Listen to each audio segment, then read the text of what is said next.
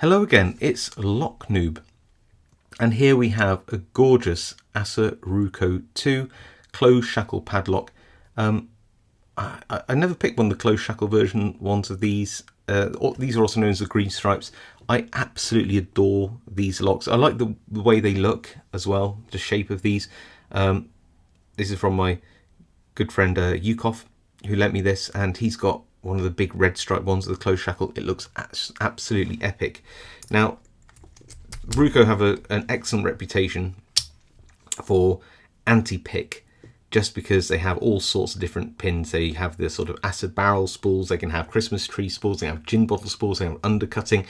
They have the whole works, and even though this is a little 5-pin lock, yeah, they can normally be quite a challenging pick. This one is actually quite a fun pick, but sadly lets itself down with the bitting. And yeah, well, you have to watch the video, watch the picking, and then watch what I do with this lock towards the end. And it's a bit of a lesson there. But anyway, let's throw this in a vise and get picking. Okay, so we're in the vise, and this lock has a really cool little shackle mechanism. You can turn the lock back, but it won't close. You have to push this all the way down and then turn it, and then it will lock back up. Yeah, kind of fun, I guess. Then put some bottom of the keyway tension in. That's quite nice. Just going to use this shallow hook to go in, and anything that is binding, just press up a little bit, sort of one click at a time. It feels like serrated pins, doesn't mean it is.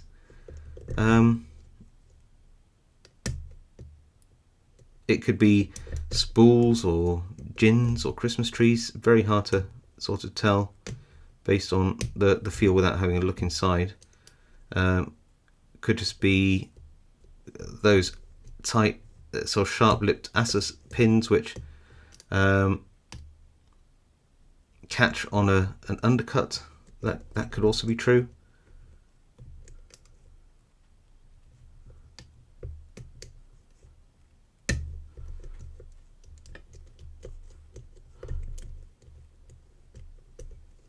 And all I'm doing is just going through. I'm not worried about which pin I'm on.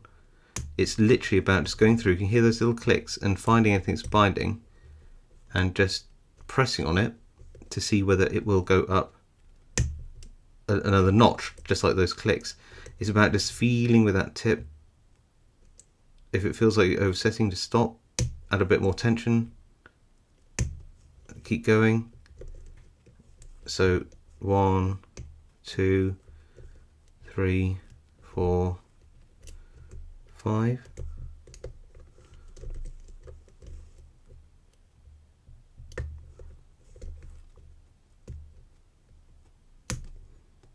That's a pin 4.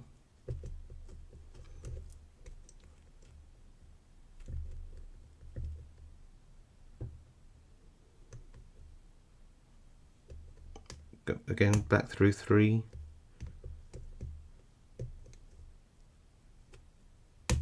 2 there. It's about controlling that tension and seeing which pins feel like they're giving you feedback and want to be picked, and which ones don't. And it's yeah, interesting lock to pick because of those idiosyncrasies.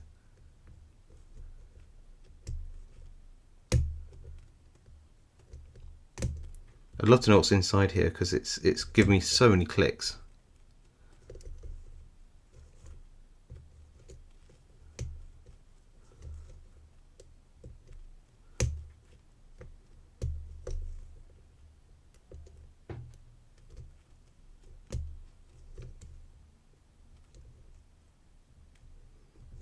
Pin 5 there. Ah, I've got an open. Lovely.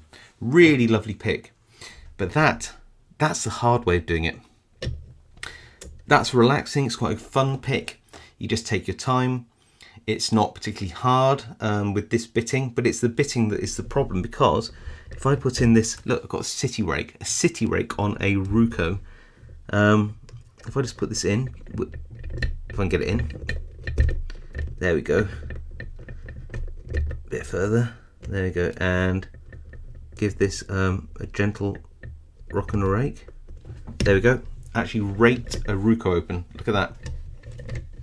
The way somewhere. I have to put it all the way over here. Look at that. So this is a Ruko 2 raked with a city rake. That is why bitting is so important, and this is one of the flattest bittings I've seen on Ruko. Now, interestingly, because the cuts on this key are so high, actually makes SPP relatively slow. You know, got to feel what's happening inside, pick each pin in turn, listen out, moderate your tension. It's a really fun but relaxing, actually, strangely relaxing pick. But once I saw that flat bitting, I was like, I wonder, can I rake this? And the answer is, wow, yes. It's the first Ruko I've ever raked. You could probably use this whole thing as like a jiggler key if you were skilled enough. I don't think I can do it, but you'd have to, like, you know, make sure you put it in just right and wiggle your wiggle the tool at the right height and stuff like that. I don't think I can do it because you need to apply some sideways pressure as well. It's a lot easier to do with obviously a tension tool in there, but probably possible. Anyway, how do you gut one of these? I thought you could, but maybe you can't. Interesting. There doesn't seem to be a way of removing the core or the plug on this one. I think you might have to, yeah, I'm not going to, it's not my lock, it's lent to me by my very good friend Ruko, admin over at UK Locksport Forum, and it looks like you'd have to go in through here and then unscrew that, and yeah, this is my lock, so I'm not going to do that. But that's probably how you would do it. So yeah, probably not going to gut this one, but nevertheless, it is an awesome lock and a really fun pick, albeit one that is crazily easy to rake open.